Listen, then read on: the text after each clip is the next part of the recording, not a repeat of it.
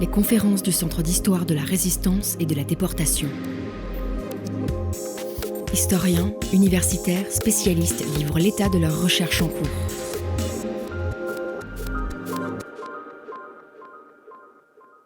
Bonsoir à tous. Donc, bienvenue pour cette conférence à deux voix de Dominique Misica, donc historienne et éditrice, et Claire Andrieux, historienne également. Alors, il se trouve que Dominique Misica est là aussi comme éditrice de Claire Andrieux, quelque part. Quelque part, non, réellement. Réellement.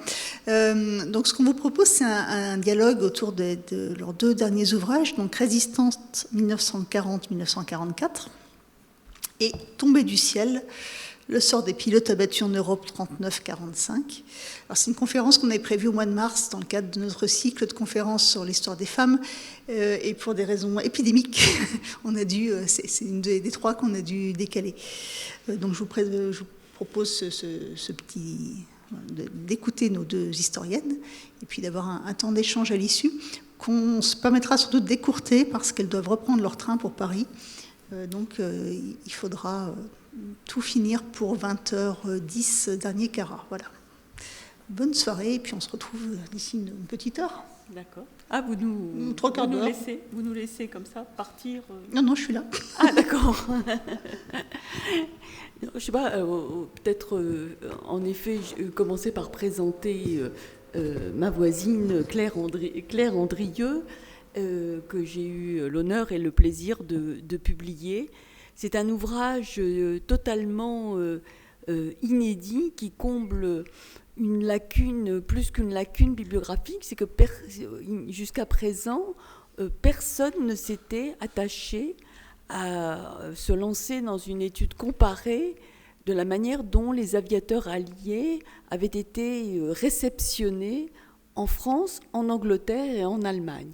J'ai été absolument impressionnée par ce travail, cette démarche, parce que à la fois elle part de micro-histoire et jusqu'à la grande histoire dans 3 pays en guerre, et elle réussit à croiser tout ça dans un ouvrage qui se lit de manière assez captivante, parce que ce sont autant d'histoires, autant de comportements, d'attitudes des populations civiles. On est du côté des populations civiles dans 3 pays en guerre.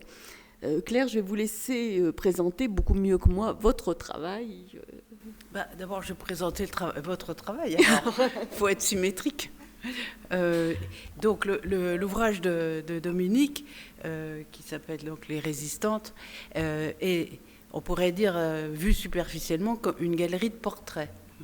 En vérité, les commentaires qui suivent les photographies sont très approfondis. Et moi qui connais un peu le sujet, je dois dire que j'ai découvert à peu près la moitié des femmes qui sont dans ce livre. Et par ces itinéraires particuliers, on peut avoir une vision de la résistance un peu stéréoscopique, un petit peu en relief, et pas seulement, je dirais, une mise à plat, qui est en fait assez répandue et toujours utile. Mais là, les plongées, les carottages en profondeur, si je puis dire, dans les itinéraires individuels, sont tout à fait passionnants. Alors, je reviens donc à mon sujet. J'ai étudié une forme d'histoire sociale et même en fait un ensemble de scènes qu'on pourrait dire qui relèvent de la micro-histoire sur le terrain et qui en fait constitue l'événement de l'arrivée par la voie des airs ou quelquefois à pied d'un aviateur ennemi sur le territoire d'une commune, d'un village ou d'une ville. Et donc je m'intéresse non pas à l'histoire des aviateurs directement, mais à l'histoire de ce qui leur arrive une fois au sol. Et j'avais commencé, au départ je m'intéressais à la France, bon, je me trouve en France, je m'intéresse à la France, mais ça m'a semblé un petit peu court. Et que j'ai pensé que la comparaison permettrait de mieux justement saisir le relief des situations. Et en quoi ce qui se passe en France, qui est tout à fait caractérisé, presque systématique, en quoi est-ce que cela révèle une situation particulière ou pas. Et je passe vite parce que la construction du livre a été longue, mais en fait, c'est la découverte d'archives essentiellement qui m'a décidé à ajouter l'Allemagne. Et alors la comparaison France-Allemagne. Et ensuite, si j'ajoute l'Allemagne, qui est pendant toute la guerre un pays souverain, j'avais besoin d'un autre pays qui reste souverain toute la guerre. Parce que comme vous savez, la France est occupée une bonne partie de la guerre. Et c'est un autre cas de figure. Un pays occupé n'est pas un pays souverain, et c'est un autre cas de figure. Et donc, j'ai ajouté l'Angleterre. Et comparaison sur 3 pieds est une comparaison qui est plus riche qu'une comparaison binaire, qui quelquefois peut conduire à des caricatures, parce que c'est l'un contre l'autre. Tandis que là, j'en ai 3, et ça complexifie l'analyse. Et en même temps, ça l'a énormément enrichi. Et ce que je vois, globalement, c'est que ce qui prédétermine les comportements, il y a 2 grands facteurs. Il y a soit le régime politique en vigueur, alors dans les pays souverains, parce que là, le régime politique s'applique, si vous voulez, sans frein. Et en général, il est admis par la population. Donc là, il y a une circulation de la culture politique, de l'histoire, entre l'État et les citoyens de base qui se fait en direct. Mais il y a un autre facteur qui est la culture politique très particulière que chaque pays peut avoir, la mémoire collective. Et dans ces cas, c'est le cas de la France occupée, les injonctions gouvernementales ne fonctionnent absolument pas. Il y a une coupure totale entre les discours des gouvernants, que ce soit de Vichy ou des autorités d'occupation, et ce qui se passe sur le terrain. Et cette coupure-là m'a paru très intéressante parce que ça montre que dans certains cas, la culture politique, la mémoire collective des guerres précédentes et des occupations précédentes, dans le cas de la France, font que les citoyens de base agissent selon des normes qui non seulement n'ont rien à voir avec ce qu'on veut leur faire faire, mais qui en plus entrent en guerre avec les autorités. Et donc c'est un cas où on peut dire la culture est plus forte que le pouvoir en place. Et c'est pas très fréquent. Et ensuite, il y a également un autre aspect, puisqu'il ne faut pas oublier qu'en mai-juin 40, la France résiste à l'invasion. Et là, la France est souveraine, pendant quelques semaines encore. Et donc là, on a un esprit républicain de défense nationale tout à fait marqué, qui m'a beaucoup intéressée parce que ce n'est pas connu du tout. L'image qu'on a tous par l'école de cette défaite de mai-juin 40, c'est justement pas une défaite, c'est une débâcle. C'est une débâcle morale, matérielle, tout ce qu'on veut. Et donc dans mon livre, enfin dans cette étude, je vois qu'en vérité, encore une fois, au niveau du terrain le plus simple, c'est-à-dire le village lambda, les citoyens sont tout à fait prêts à résister, ils le font. Et ils résistent là, non pas à l'occupant, mais à l'envahisseur. Et de ce fait, parce que là, l'envahisseur est très particulier, c'est un nazi, ça n'est pas un envahisseur usuel, ces hommes qui ont résisté à l'invasion sont ensuite réprimés par ce qui est devenu l'occupant. Et c'est d'ailleurs comme ça qu'on connaît cette histoire. C'est parce qu'on a des dossiers de répression par l'occupant d'une résistance qui, quand elle se produit, c'est l'invasion. Et comme vous savez, dans la Convention de Genève, il est prévu que dans certaines conditions, la résistance à l'invasion est considérée comme légitime. Et là, ce n'était pas le cas d'abord de l'armée allemande dans ses traditions anciennes, et puis c'était encore moins le cas des nazis qui considéraient que cette résistance à l'invasion était déjà du terrorisme, et par conséquent, on peut la connaître par la répression. Mais sinon, c'est un cas de... Là aussi, si vous voulez, ça change l'image de la France de mai-juin 40. Surtout dans le nord de la France. Oui, mais même plus au sud. Plus au sud. Oui. Mais surtout dans le nord, parce que dans le nord, le Pas-de-Calais, les Ardennes, c'était des régions qui avaient subi l'occupation de la Première Guerre mondiale, avec déjà exactions de toute nature, viols, déportations, enfin tout ce qu'on revoit en 40. Et ils avaient connu aussi la même occupation de 1870 à 1873. Donc là, la mémoire collective, elle est extrêmement vive. Et donc, immédiatement, la résistance à l'invasion s'exerce, mais ça ne dure pas longtemps, puisque, si je me souviens bien, déjà le 20 mai 1940, une bonne partie, non seulement le nord, mais une bonne partie du Pas-de-Calais est déjà occupée.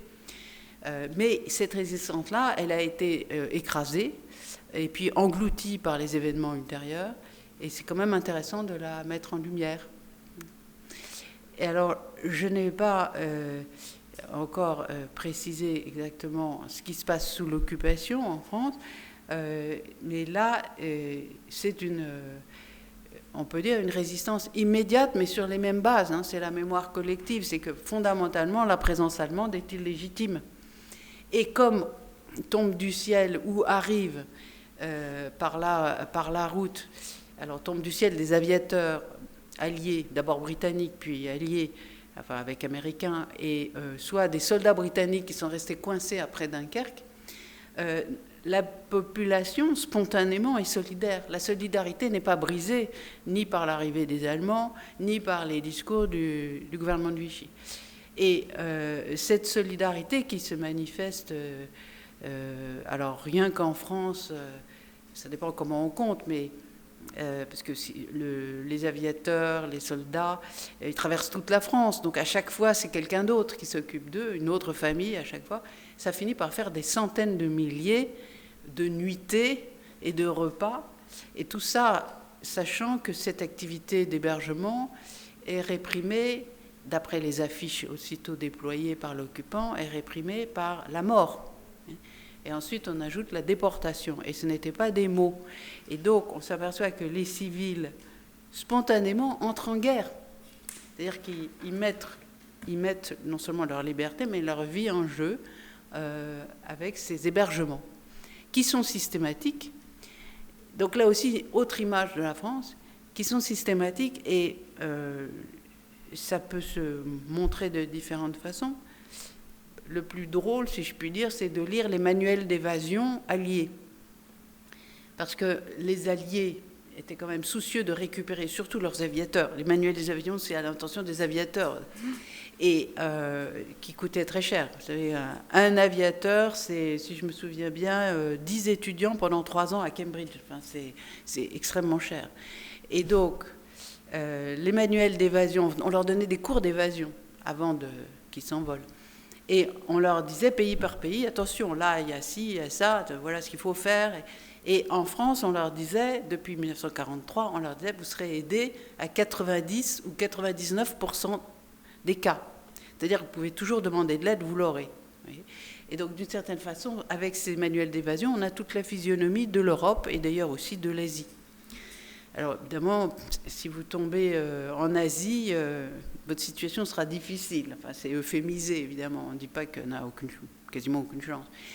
Mais cette statistique de l'aide aux aviateurs, elle est valable pour la France, elle est valable... En fait, c'est un phénomène de pays occupés, tout simplement. Donc, l'Italie, la France, la Belgique, peut-être un peu moins la Hollande pour des raisons particulières, mais même la Norvège, le Danemark, sont des pays dans lesquels, si je puis dire, il fait bon tomber, parce qu'on va être aidé. Voilà. Et donc là, ça vous donne une image de la France de base, complètement résistante. Et après la guerre, les Alliés ont été très reconnaissants, et sachant que la répression avait été très sévère, et ils ont, pour le bonheur des historiens, recherché les helpers. Alors, mais ça, il faut que vous vous attardiez sur ce mot de helpers, oui. Parce que j'étais moyennement convaincue par l'idée qu'on pouvait appeler tous ces hommes et ces femmes, ces couples qui aident les aviateurs alliés, de les appeler les helpers. Oui, le problème, c'est que vous reconnaissez help, le helper, celui qui aide. Le problème, c'est que c'est intraduisible en français. J'ai essayé, j'ai bien sûr. Alors, si on peut dire un aide, comme on dit un aide de camp, mais quand on écrit dans un texte, dans une phrase, pour peu que le mot soit au pluriel, cela crée une espèce d'incertitude à la lecture, c'est pas bon. Et puis, c'est pas suffisant parce que un aide, ça paraît une activité civile, tandis que celui qui aide un aviateur allié, il risque sa vie. Donc, c'est quand même très différent. Oui, puis help, il y a l'idée du secours. Ouais. C'est au secours, quand même. C'est ça. Il y a aussi, c'est plus fort peut-être, il y a l'idée du secours. Bon, si on dit les aidants, compte tenu du sens qu'a pris le mot, ça ne va pas non plus. Donc j'ai fini par garder le mot des alliés. C'est comme ça qu'ils nous ont appelés les helpers.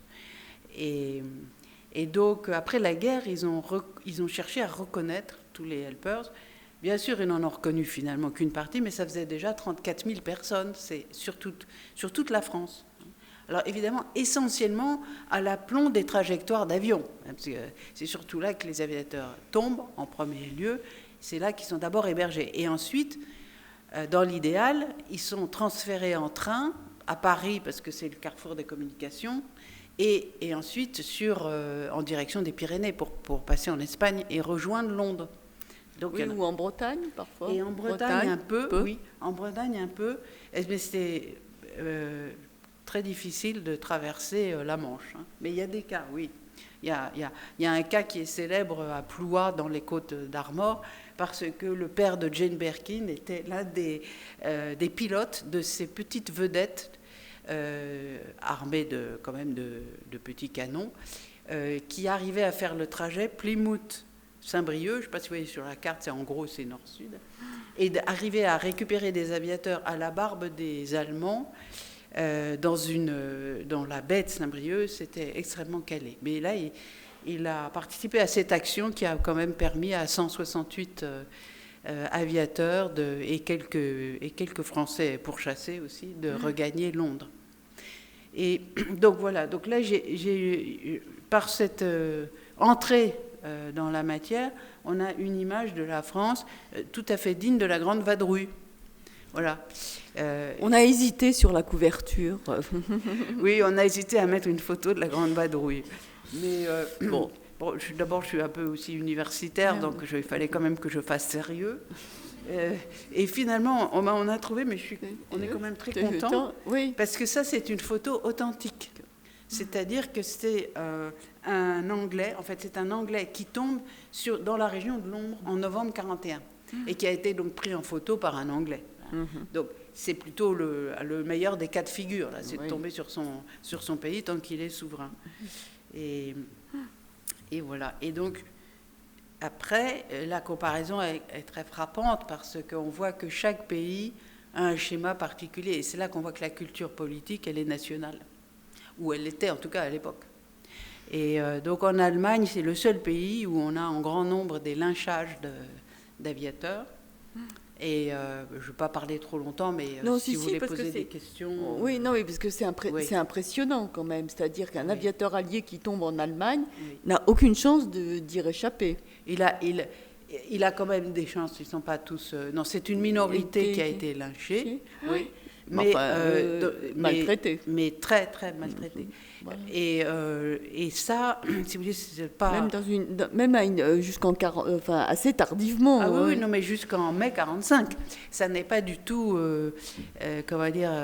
justement, ça m'a paru très révélateur de ce qu'on peut appeler la nazification de la société. C'est-à-dire, contrairement à ce que disent certains historiens avec lesquels je suis en désaccord, la société allemande est de plus en plus nazie. Et naturellement, elle souffre de plus en plus de la guerre. Et donc les deuils et les conditions de vie épouvantables font qu'on commence à critiquer Hitler. Mais on ne reste absolument nazi.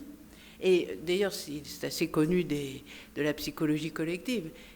Critiquer le système, c'est signe qu'on est encore dedans. Parce que quand on est sorti du système, on n'a pas de temps à perdre. On sait que c'est nul. Et donc voilà, donc la nazification progresse et ça se voit avec ces lynchages qui ne cessent d'être plus fréquents et répartis sur toute l'Allemagne. Donc ça, j'ai pu l'étudier grâce au procès, car maltraiter un prisonnier de guerre, là c'était maltraiter des hommes sans défense, c'est un crime de guerre depuis 1899. Donc, aucun problème pour les Alliés, c'était immédiatement jugeable. Et alors, autre pays souverain, parce que dans le fond, c'est peut-être la souveraineté qui rend méchant. Mais si on regarde l'Angleterre, c'est l'inverse. L'Angleterre reste un pays, disons, sous influence démocratique, c'est-à-dire son régime. La liberté de la presse, la liberté d'expression demeure. Et la population se comporte relativement civilement avec les aviateurs de la Luftwaffe qui tombent. Donc, ce qui fait un contraste complet avec ce qui se passe en Allemagne. Ils les mettent en prison. Oui, en camp de prisonniers. Oui, en camp de prisonniers, mais ne touchent pas à leur... non. Ils les interrogent. Ils les interrogent quelquefois un petit peu, de manière un peu intensive, mais enfin pas plus que ça. Enfin, si vous voulez, c'est quand même désagréable d'être maintenu, comment ça s'appelle, au solitary confinement, le confinement, et isolé, à l'isolement. Voilà, à l'isolement en cellule, c'est une condition de vie. C'est une condition de vie très rude. Oui, tous ceux qui ont subi ça disent que c'est absolument épouvantable. Mais bon, ça ne va pas au-delà. Et encore, c'était certains et pas tous. Et ensuite, ils vivaient royalement dans des châteaux du côté du Lake District. Et donc, c'était pas... La population se comportait de manière, si vous voulez, relativement tranquille. D'ailleurs, et le gouvernement là, faisait tout pour. Donc là, on voit, si vous voulez, les effets d'un régime démocratique, soucieux de respecter la Convention de Genève. Et est-ce que je raconte l'histoire de Franz von Vera? Oui, parce que moi j'aime bien cette histoire. On a une illustration frappante de cela à travers le récit de Franz von Vera, qui a donné lieu à un film d'ailleurs dans les années 50. Et ce garçon, qui devait avoir, je sais pas, 25 ans au maximum en 40, était un as de l'aviation. Et il tombe en Angleterre, pas de chance pour lui, en septembre 40, pendant la bataille d'Angleterre. Bon. Et c'est un garçon original qui est fait très rare chez les Allemands prisonniers, cherche à s'évader. Or, il est prisonnier sur une île, comme vous savez, l'Angleterre est entourée d'eau. C'est quand même assez courageux. Et il essaye 3 fois. La dernière fois, il est quasi aux portes du succès parce qu'il a réussi à monter dans un avion, il est prêt à démarrer, mais bon, il se fait quand même pincer au dernier moment. Et à chaque fois, il est très bien, traité par ceux qui l'arrêtent.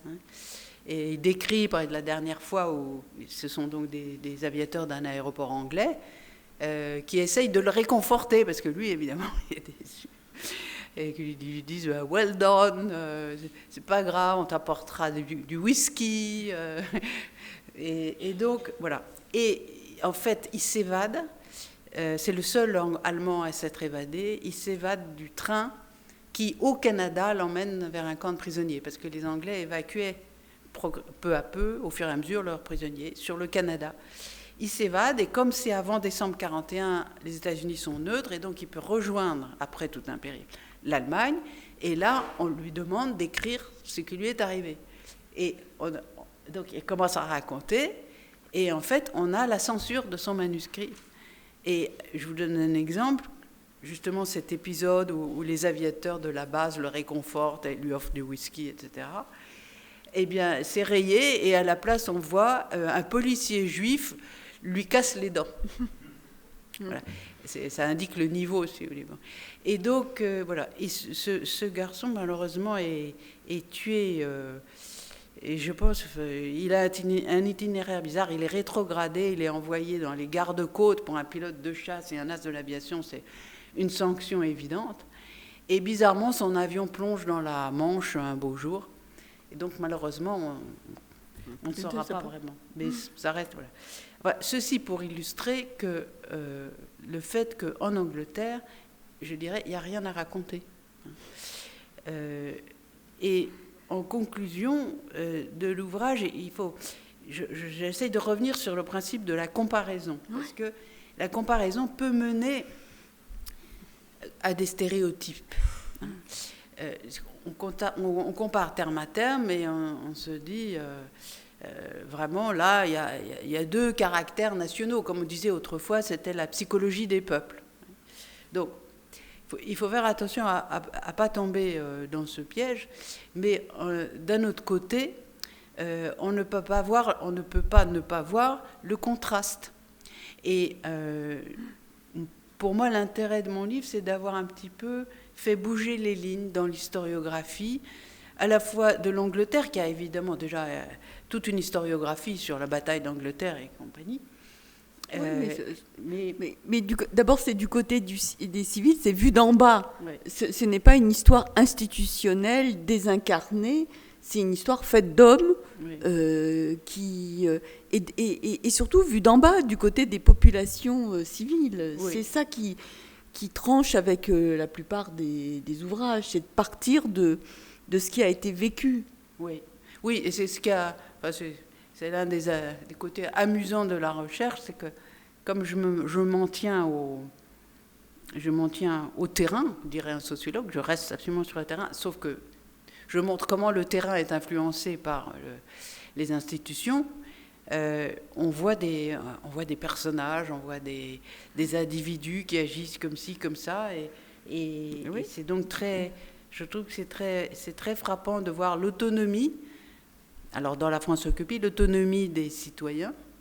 Et même en mai-juin 40, parce qu'en mai-juin 40, comme vous le savez, le gouvernement était incapable de développer une propagande claire et nette, puisqu'il était divisé entre des fétistes, c'est peut-être péjoratif, disons, partisans du compromis, et appeasers et bellicistes, disons. Et donc, ils ne pouvaient pas avoir une propagande cohérente. Et en fait, au ras du sol, les citoyens avaient une idée très claire de ce qu'était une invasion et de ce qu'il fallait faire pour la repousser. Oui, des patriotes aussi. Oui. L'idée de défendre son pays. Oui, c'était très clair. C'est une réaction spontanée et immédiate que vous montrez, qui tranche avec l'idée d'un peuple abruti. Et voire indifférent. Voilà. Et donc pour l'Allemagne, comme je vous disais, ça fait aussi un peu bouger les lignes, puisque la tendance, il y a une certaine tendance, tous les historiens allemands ne sont pas sur cette ligne, ça a été de dire que les Allemands étaient de moins en moins nazis. Moi, ce que je vois, c'est l'inverse. Et que, bon, il y a eu l'invasion, s'il n'y avait pas eu l'invasion alliée, ils continuaient sur la même pente. C'était pas... Oui, une sorte de radicalisation qui ne diminue pas et au contraire se renforce. Oui, tout à fait. Les scènes de lynchage sont quand même effrayantes. Parce que c'est l'irruption de la violence dans des villages qui sont loin quand même des combats. Oui, c'est aussi, ça fait partie de l'argumentaire. C'est que si c'était uniquement la colère d'une population bombardée, très lourdement bombardée, eh bien, ça ne serait pas produit dans des régions qui ne sont pas bombardées. Voilà. Et si c'était la colère des populations bombardées, alors la France, qui est autant bombardée que l'Angleterre, devrait, et alors par exemple la Normandie, mais il n'y a pas que la Normandie, il y a Lyon, mai 44, on devrait avoir des scènes de lynchage de pilotes alliés à Lyon en mai 44. Et c'est tout le contraire. On a plusieurs centaines de helpers rien que dans la ville de Lyon. Donc c'est ça aussi que la comparaison permet de souligner. Voilà. Je pense que c'est une approche originale et inédite qui me paraît très sensible aussi aux réactions des Français. Enfin, c'est ça qui m'a beaucoup touchée, c'est que en fait vous battez en brèche des idées reçues, parce que au fond, c'est vrai, l'aviateur allié qui tombe au milieu d'un champ, le paysan, il pourrait aussi tout à fait se détourner, dénoncer, le ramener à la commandanture. Surtout qu'à partir de 1941, il y a une prime. Et il ne le fait pas. Donc ça, je trouve ça très intéressant de le souligner, de le montrer, à la fois par des exemples et par des études justement de culture politique. Qu'est-ce qui fait que c'est pas rien est automatique et rien n'est prédéterminé. On voit très bien que la résistance n'est pas une prédestination, loin de là. Et voilà. Et puis il y a des femmes. Alors il y a des femmes. Voilà. Il y a des femmes. C'est vrai que Transition. il y a la transition. Elle est évidente parce que parmi ceux ces Français qui accueillent les aviateurs alliés, il y a des couples, il y a des familles, et parmi ces familles, il y a des femmes qui, soit parce qu'elles sont les épouses de ces Alpers, adoptons le mot, elles sont elles-mêmes engagées dans la résistance, sans qu'elles le disent, sans qu'on les signale comme telles. Il y a toutes ces jeunes femmes, jeunes filles, fiancées, sœurs de ceux qui accueillent chez eux des aviateurs alliés, qui vont les accompagner, qui vont participer au voyage, parce que ces aviateurs alliés qui parlent anglais et qui ont une tronche d'anglais, ils ont besoin de vêtements civils, ils ont besoin d'être habillés, hébergés, nourris et transférés donc jusqu'à l'Espagne. Donc ça suppose quand même, quand vous tombez à Roubaix, enfin dans la région où là, il faut traverser toute la France, et le plus simple, c'est en fait le plus prudent, c'est d'accompagner ces aviateurs dans les trains pour leur éviter de parler, de s'adresser en anglais à quiconque, de traverser les lignes la ligne de démarcation, et donc de rejoindre l'Espagne puis l'Angleterre. Il y a des filières d'évasion, et ces filières d'évasion, il y en a une par exemple qui est mise sur pied par André de Jonghe, qui est une des résistantes belges qui réussit à monter un réseau qui, depuis le nord de la France jusqu'à l'Espagne, va convoyer ces aviateurs alliés. Et c'est vrai que dans mon livre, j'ai opté pour une démarche différente, parce que je ne suis pas une académique, une chercheuse académique, mais j'avoue que depuis très longtemps, j'accumule en venant des témoignages de femmes résistantes. D'abord parce que j'ai commencé en 99, oui c'est ça, j'ai commencé en 99 à rencontrer une héroïne de la résistance lyonnaise, qui est Denise Vernet, du mouvement franc-tireur, dite Miarca, que peut-être certains d'entre vous ont connu ici. Et elle m'a introduite au sein de l'association de déportés et internés de la résistance, créée par Geneviève de Gaulle et Germaine Tillon au lendemain de la guerre, dès leur retour, pour venir en aide à toutes celles qui avaient été internées ou déportées à Ravensbrück et qui avaient besoin d'aide et de soutien. Et toutes ces résistantes, elles m'ont toujours touchée et attirée. Et il y a presque 2 ans, plus de 2 ans, tout d'un coup, je me suis dit, mais toutes ces résistantes qui s'éteignent les unes après les autres, malheureusement, les témoins disparaissent. Elles ont toutes été des jeunes filles, des jeunes femmes, des femmes d'ailleurs parfois moins jeunes. Elles ont toutes des visages, et ça m'a touchée que cette exposition ici prenne le titre de Visage. Et j'avais envie de montrer les visages de ces femmes. Je ne prétends pas avoir écrit une histoire de la résistance, même si c'est une histoire de la résistance vue du côté des femmes. C'était plutôt l'idée de montrer que ces femmes, elles étaient jolies, moins jolies, qu'elles étaient ouvrières, châtelaines, postières, cheminotes, je ne sais pas si on dit, ouvrières, infirmières, enfin elles venaient de tous les horizons de tous les milieux. Elles étaient catholiques, communistes, juives, elles étaient engagées. Certaines étaient d'ailleurs engagées avant-guerre dans des mouvements comme assistantes sociales, dans des mouvements philanthropiques, parfois dans des partis politiques, même si je rappelle toujours qu'elles ne votaient pas. Donc, quand elles s'engagent, c'est une véritable transgression, une désobéissance. D'ailleurs, la résistance n'est pas, au début, on dit c'est la désobéissance. Mais elles ont envie de faire quelque chose et de s'engager pour lutter contre l'occupation de leur pays. Et j'ai eu envie, en rassemblant un certain nombre de femmes, alors évidemment, je ne suis pas exhaustive, donc j'ai essayé de faire, d'en mettre le maximum, mais pas toutes évidemment, mais de faire un choix pour montrer qu'elles ont agi, elles se sont engagées à l'égal des hommes, et d'autant plus à l'égal des hommes que la répression est tout aussi féroce contre les femmes que contre les hommes. Il n'y a pas de distinction de la part des nazis parce que ce sont des femmes. Elles sont arrêtées, emprisonnées, parfois torturées et déportées. Donc j'ai voulu montrer que ces femmes se sont engagées, qu'on les a...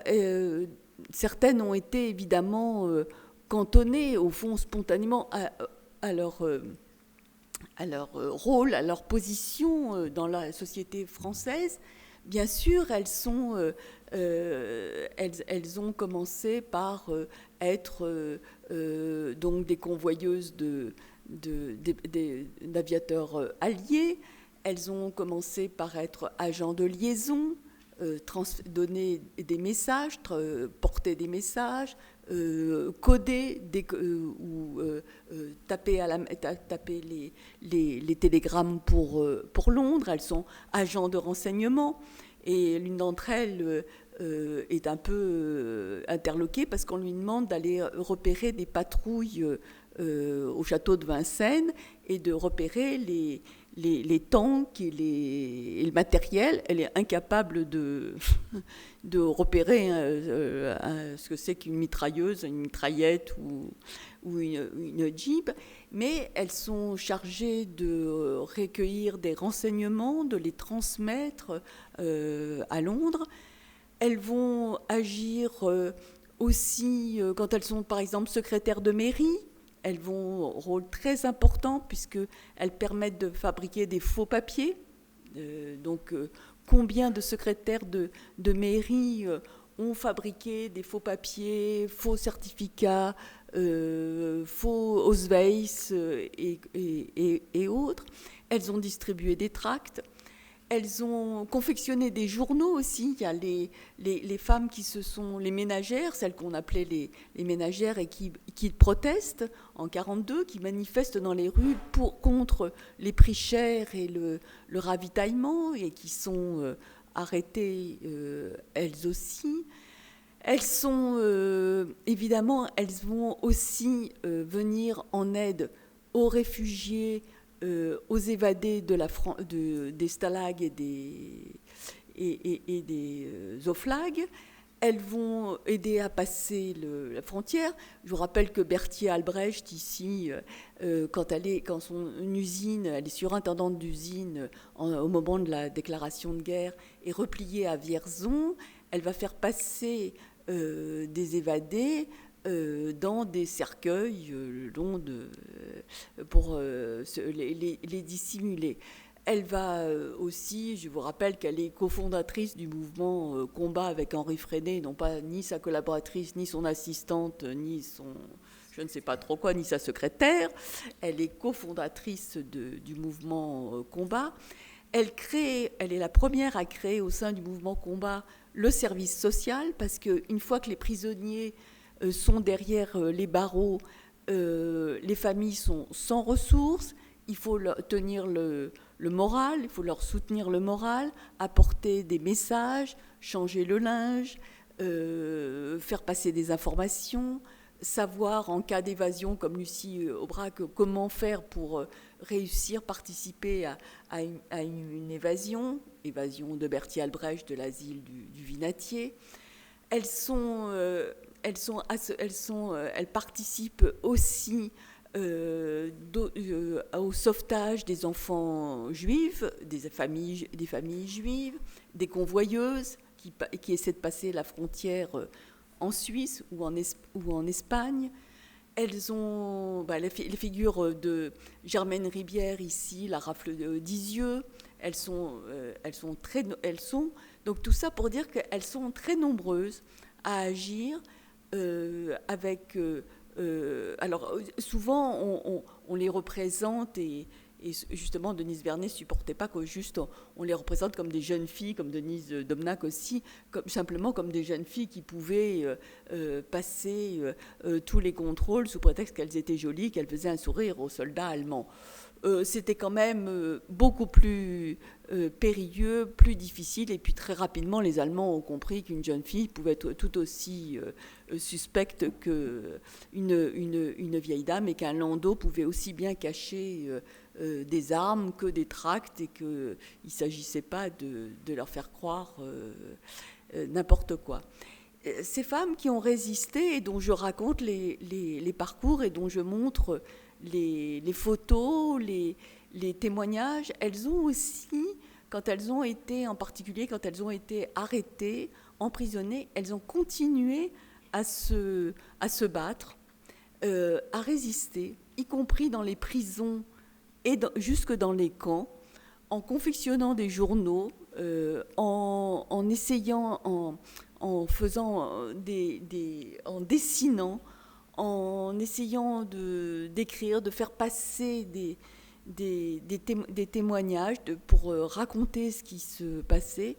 Et c'est vrai que les dessins réalisés à Ravensbrück par France Audoul ou par Janine L'Herminier sont extraordinaires, de témoignages de leurs conditions, et créer, c'était pour elles de résister. En venant, on parlait de l'opéra écrit dans la clandestinité à Ravensbrück par Germaine Tillon et ses camarades. Elles réussissent à écrire un opéra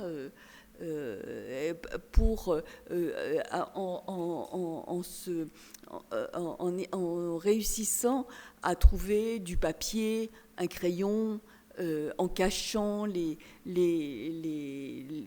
qu'elles ont pu écrire. Elles organisent Marianne Cohn, qui était une convoyeuse, Mila Racine, qui était une convoyeuse d'enfants juifs, qui, avec Denise Vernet, ont créé une chorale à Ravensbrück, qui était une manière de lutter contre l'avilissement, contre l'humiliation, contre l'anéantissement, et d'essayer de continuer à résister, à saboter aussi quand on les faisait travailler dans les usines à l'effort de guerre. Donc toutes ces femmes, j'ai essayé de les raconter, de les suivre, jusque dans les combats de la libération. Certaines elles sont peu nombreuses, mais elles étaient quand même proches des maquis. C'est vrai, j'ai cherché, mais bon, on peut le dire, les chefs de maquis d'abord étaient tout à fait contre l'idée d'avoir des femmes dans leur grange ou dans leur ferme isolée, la promiscuité, ils n'en avaient pas envie, puis ils ne pensaient pas qu'elles étaient capables de quoi que ce soit. Néanmoins, elles servent de relais avec les villages voisins. Elles apportent les messages, elles apportent le ravitaillement. Les infirmières sont très précieuses parce qu'elles soignent les maquisards, y compris dans les combats de la libération. Elles vont, alors certaines vont être, il y a même quelques agents du SOE, des services secrets britanniques, qui vont être parachutés en France avec des émetteurs radio. Voilà, donc j'ai essayé de brosser le panorama de toutes les actions de ces femmes en les restituant dans leur dans l'époque, dans le fait qu'elles sont... et puis, au bout du compte, je dis qu'elles ont été peu récompensées, parce que ça, on est obligé de le dire. Il y a 6 femmes compagnons de la libération sur 1038, ça ne fait pas beaucoup. Ensuite, il y a eu évidemment des médailles de la résistance. Alors, c'est vrai qu'elles ne les ont pas forcément demandées. On ne leur a pas donné non plus. Elles sont souvent retournées dans leur foyer alors qu'elles avaient bravé des interdits, des jeunes filles ou des femmes qui s'étaient engagées, qui avaient vraiment été extrêmement courageuses.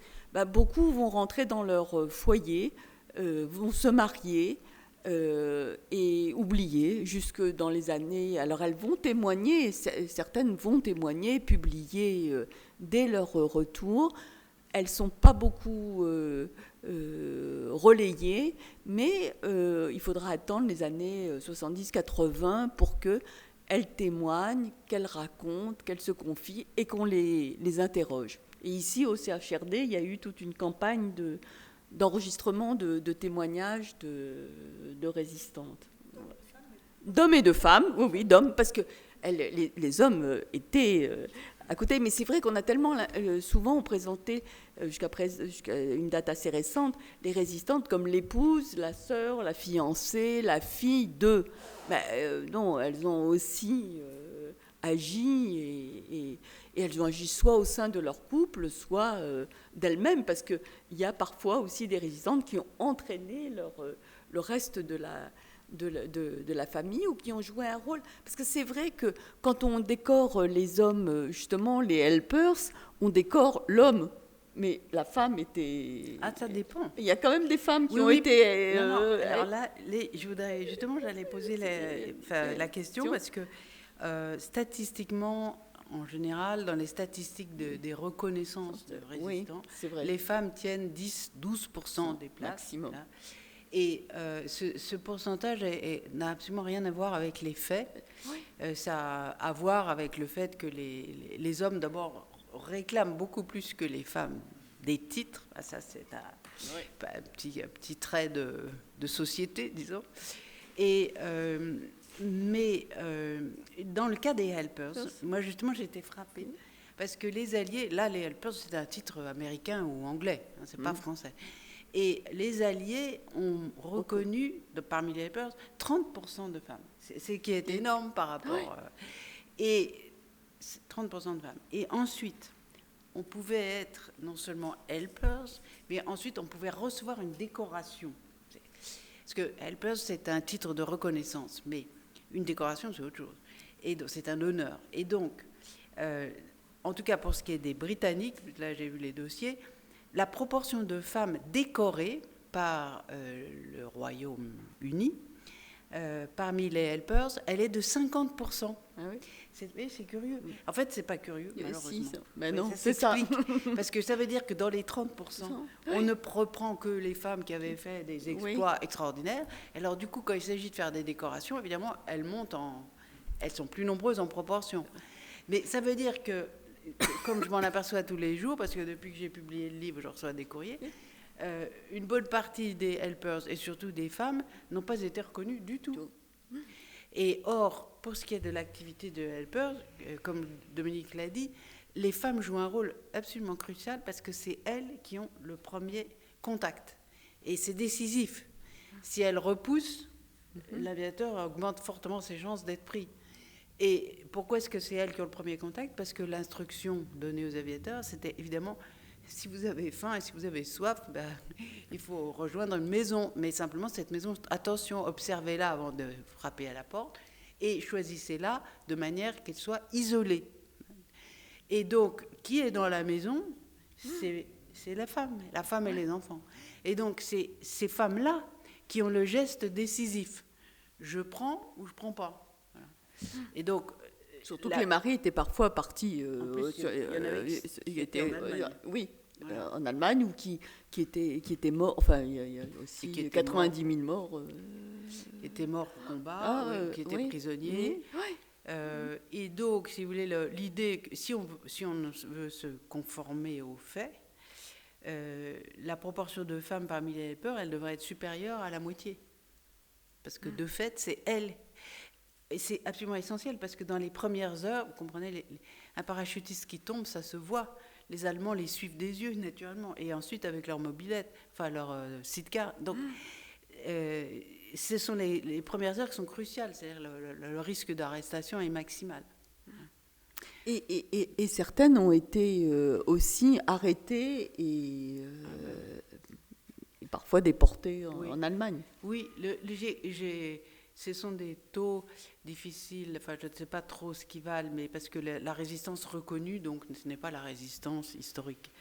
Il y a beaucoup plus de résistants que de résistants reconnus. Mais enfin, si on s'en tient à la résistance reconnue, le pourcentage de helpers qui a été déporté est de 13%.